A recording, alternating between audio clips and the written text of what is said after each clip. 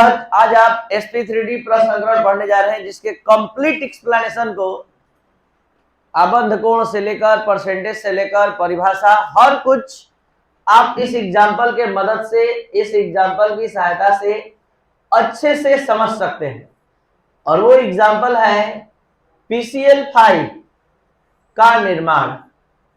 PCl5 में केंद्रीय परमाणु फास्फोरस है, जिसका परमाणु संख्या 15 होता है। तो यहां पर सबसे पहले फास्फोरस के इलेक्ट्रॉनिक विन्यास पर ध्यान देंगे। 1:2, 2:2, 2p6, 3:2, 3p3 और 3d0 लिख सकते हैं, क्योंकि थर्ड ऑर्बिट में 3d उपकक्ष भी उपस्थित हो जाता है। ठीक है, तो यहां पर जल्दी से इस के बाह्यतम विन्यास को केवल बताइए। बाह्यतम इलेक्ट्रॉनिक विन्यास, बाह्यतम इलेक्ट्रॉनिक विन्यास, आउटर इलेक्ट्रॉनिक कॉन्फ़िगरेशन। बाह्यतम इलेक्ट्रॉनिक विन्यास इस फास्फोरस का कितना देखने के लिए मिल रहा है? 3s2, 3p3, 3d0। अब इस भूमिज अवस्था के इलेक्ट्रॉनिक विन्यास को, GS का full form ground state, ground माने भूमिज, S माने अवस्था, मतलब ये समझिए। तो भूमिज अवस्था में इसके इलेक्ट्रॉनिक विन्यास को देखने पर पता चलता है कि इसके पास मात्र 3 अयुग्म इलेक्ट्रॉन है।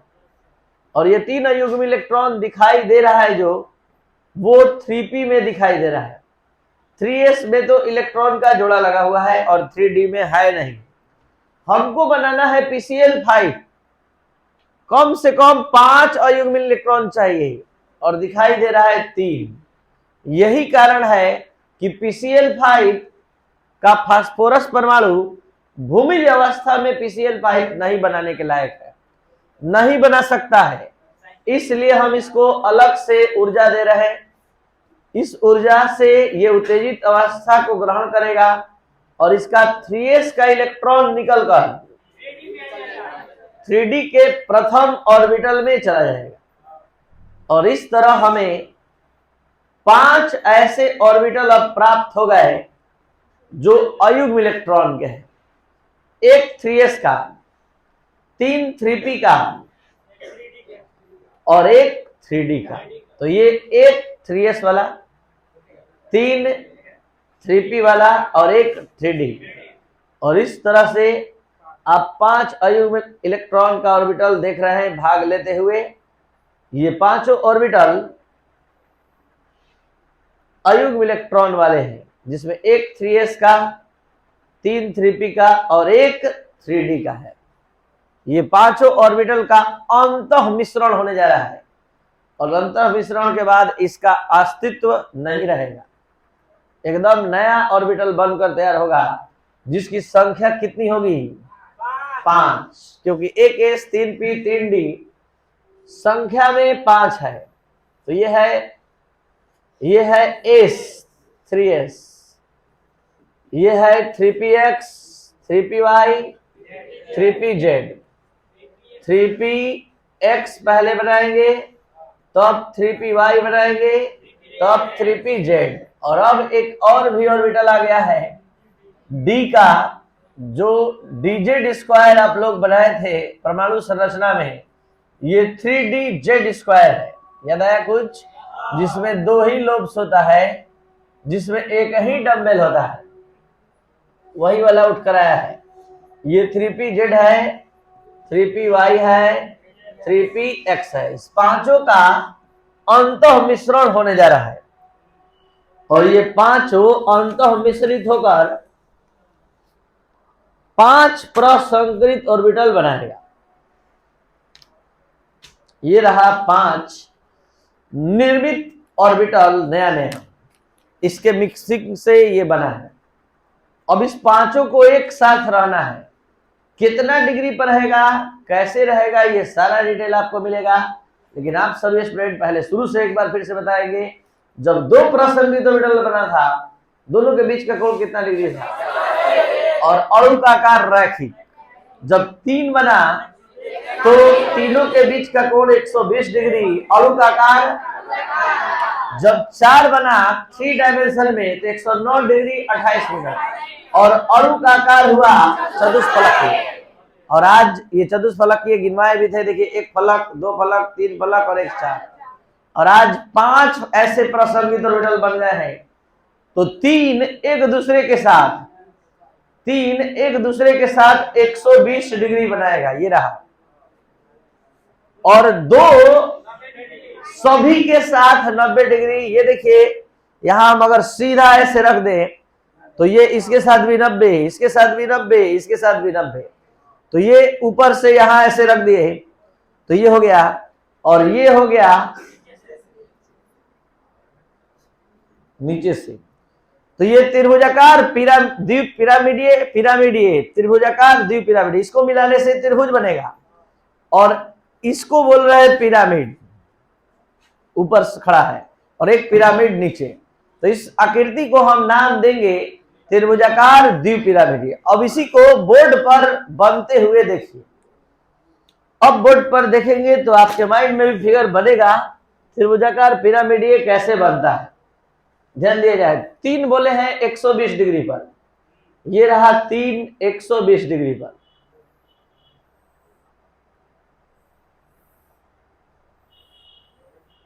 ये 3 120 डिग्री वाला है।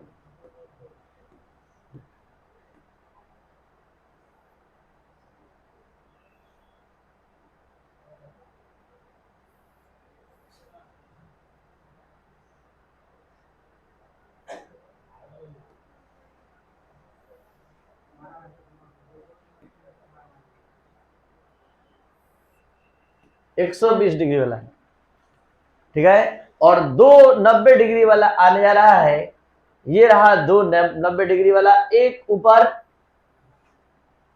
और एक नीचे। ये बनते समय ही केवल दिखाई देता है, बनने के बाद लगेगा फ्लावर जैसा, फूल जैसा। तो यहाँ पर इन सभी ऑर्बिटल का नाम आप सभी स्टूडेंट समझ चुके हैं। इस सभी का नाम है sp3d। और अब फास्फोरस पूरी तरह से तैयार है कि 5 क्लोरीन को सहसंयोजक बंधन बनाकर जोड़ सकता है, एक एक करके सबसे। तो आप इस 5 क्लोरीन को यहां अतिव्यापन करते हुए देखेंगे। पहले फास्फोरस का ये हम sp3d हाइब्रिड ऑर्बिटल एक बार फिर से बना दें। ये फास्फोरस का अपना 5 ऑर्बिटल है, और अब इसके साथ क्लोरीन का 3pz आने जा रहा है, जो आप देख चुके हैं क्लोरीन के 3pz, जिसके पास ऑन पेयर्ड होता है 2-3 बार। तो ये रहा पहला क्लोरीन एटम। ये क्लोरीन का 3pz ऑर्बिटल, और p का डम्बल शेप होता है, जैसा कि आप जानते हैं 3pz, ये 3pz। तो कब डम्बल आएगा, कब स्फेरिकल आएगा, आपको ज्ञान हो चुका है। जब 1s 2s आएगा तो गोलाकार, और जब 3pz होगा। अब इसका ओरिजिनल फिगर हम आपके सामने लाने जा रहे हैं। इस पर ओरिजिनल फिगर नहीं नजर आ रहा है, अब नजर आएगा। देखिए ये है p, देखिएगा एक इधर से, ये सब क्या है, क्लोरीन का 3pz, और बीच में कौन था, ये रहा p। एक इधर से साझेदारी किया, बॉन्ड p, सॉरी Cl, एक इधर से साझेदारी किया Cl, एक इधर से साझेदारी किया Cl, ठीक है। अब इस तीनों को जब हम ऐसे मिला रहे हैं तो त्रिभुजाकार आकृति उभर कर आ गया सामने, और एक Cl यहां ऊपर जुड़ा है और एक नीचे जुड़ा है। इस बात को दिखाने के लिए यहां नहीं मिलाएंगे, यहां मिलाने का मतलब दोनों ऊपर आ जाएगा, और आपको नीचे दिखाना है, इसलिए यहां तक लाकर छोड़ देंगे। अब आपको मन है कि नहीं हम पूरा पिरामिड भी देखेंगे, तो या तो मिस्र में चल जाइए या तो बोर्ड पर देख लीजिए, ठीक है। तो यहां पर पिरामिड, हम पहला पिरामिड दिखाने जा रहे हैं। ये देखिए पहला पिरामिड,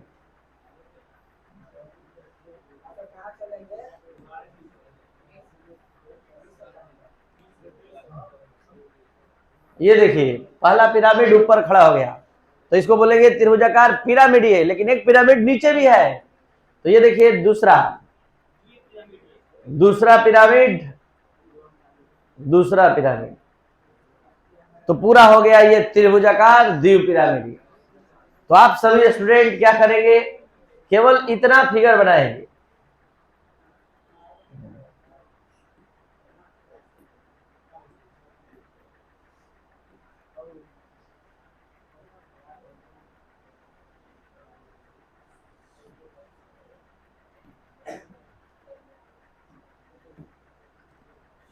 क्योंकि आप लोगों के पास उतना सुविधा नहीं है, बस डॉट डॉट से इतना दिखा दीजिएगा त्रिभुजाकार, और ये पिरामिड, ये पिरामिड, तो त्रिभुजाकार द्वीप पिरामिड है।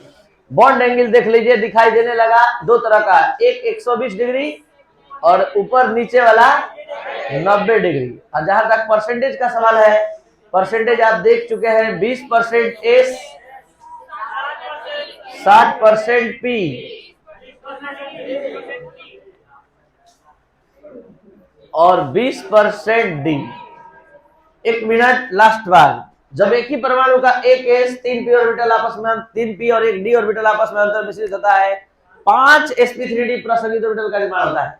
sp3d प्रसंगित ऑर्बिटल का निर्माण होना ही sp3d प्रसंकरण कहलाता है।